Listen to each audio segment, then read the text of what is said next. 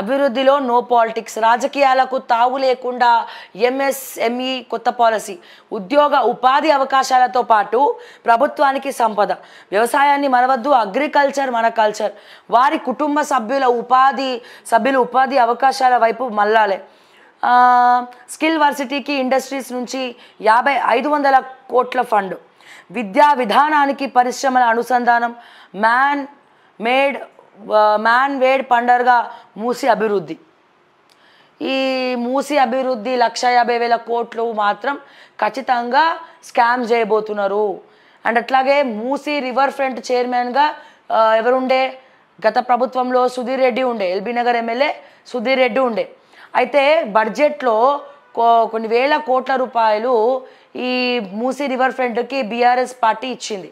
So ఇచ్చినప్పుడు మరి ఏమేం ప్రక్షాళన చేసినావు, ఆ మూసీ రివర్ ఫ్రంట్లో ఉన్నటువంటి ఫండింగ్ సుధీర్ రెడ్డి గారు ఏం చేశారు, ఆ నిధుల్ని ఏ రకంగా మరలించారు, అంటే ఉన్న నిధుల్ని ఏం చేశారో దయచేసి దేవిరెడ్డి సుధీర్ రెడ్డి గారు దీనికి సమాధానం చెప్పాలి. మూసీ రివర్ ఫ్రంట్ చైర్మన్గా ఉన్నది మీరే కాబట్టి గత ప్రభుత్వంలో అసెంబ్లీలో దీని గురించి కొంత బిల్లు కేటాయించారు కాబట్టి కొన్ని వేల కోట్ల రూపాయలను మూసీకి దానికి ఖర్చు పెడుతున్నాం, దీనికి ఖర్చు పెడుతున్నాం అని చెప్పిండ్రు. అండ్ అట్లాగే మూసీ చుట్టూ ఉన్నటువంటి కొన్ని ప్లేసెస్లో ఇళ్ళని ప్లాట్లు వేసి అమ్ముకున్నది కూడా దేవిరెడ్డి సుధీర్ రెడ్డి అని చెప్పి చాలామంది బహిరంగంగా మాట్లాడుతున్నారు. తక్కువకే కొనుక్కున్నారని కూడా చెప్తా ఉన్నారు. సో వీళ్ళందరూ కూడా కొంతమంది మమ్మల్ని అప్రోచ్ అయిన వాళ్ళు ఉన్నారు. సో మరి వీళ్ళు ఎవరైతే దీని గురించి కూడా సమాధానం చెప్పాలా. అండ్ 150,000 కోట్లు మూసీ రివర్కి పెడితే దాని బదులు ఉచిత విద్యకో ఉచిత వైద్యానికో పెడితే బాగుంటుంది. సో ఈ 150,000 కోట్లు తెలంగాణకి వాళ్ళు వచ్చి బీఆర్ఎస్ వాళ్ళు వచ్చి కాళేశ్వరం అంటుండ్రు, వీళ్ళేమో మూసీ రివర్ ఫ్రంట్ అంటుండ్రు. మూసీ రివర్ ఫ్రంట్ ఏకంగా 150,000 కోట్ల బడ్జెటే ఇచ్చినారు. సో ఇది దుబాయ్ నుంచి ఫండింగ్ వస్తుంది, దుబాయ్ నుంచి ఇన్వెస్ట్మెంట్ పెడతారు అంటున్నారు. సో ఇది ఎట్లా వర్కౌట్ అవుతుందో నాకు అర్థం కావట్లే. ఇది 150,000 కోట్లు అంటే అసలు వాల్యుబులా, అసలు ఏమంటారు అంటే ఒక్కొక్కటి నాకు తెలిసి 7-8 లక్షల అప్పు ఉంటుంది తెలంగాణ మీద. వచ్చినోడు ఉట్టిగానే 150,000 కోట్ల ఫండింగ్ ఉట్టిగానే తీసుకొస్తాడా దుబాయ్ నుండి?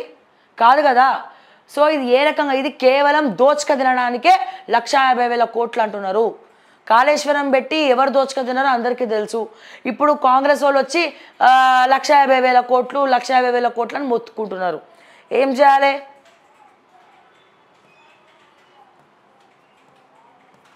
ఈ 150,000 కోట్లు మూసీ రివర్ ఫ్రంట్ అని చెప్పి వస్తే గనక ఖచ్చితంగా తెలంగాణ డేంజర్ జోన్లో పడుతుంది. మరో శ్రీలంక ఎట్లనైతే ఆకలి కేకలు వినబడతాయో ఇక్కడ కూడా అటువంటి పరిణామాలు ఎదుర్కోవాల్సిందే. మార్కెట్లో ఎవరి దగ్గర కూడా పైసలు లేవు, మొత్తం అప్పుల పాలైనాం. ఒక్కొక్కడి మీద 4 లక్షల అప్పు ఉన్నది, ఒక్కొక్కడి మీద 4 లక్షల అప్పు ఉన్నది. సో ఈ 150,000 కోట్ల ఫండింగ్ దుబాయ్ వాడు వచ్చి ఇక్కడ పెడితే సో అది ఎవరు తీర్చాలి? ఆటోమేటిక్గా పబ్లికే తీర్చాలా. ఆలోచించండి ఒకసారి ప్రజలారా.